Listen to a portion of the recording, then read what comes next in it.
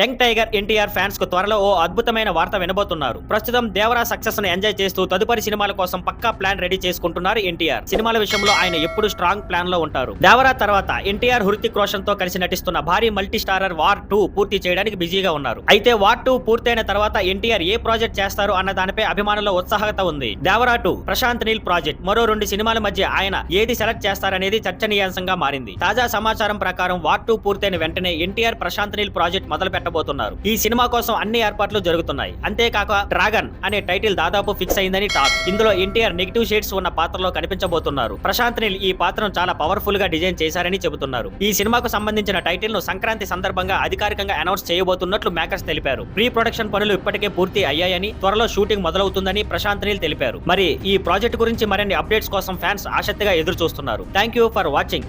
Please like, share and subscribe.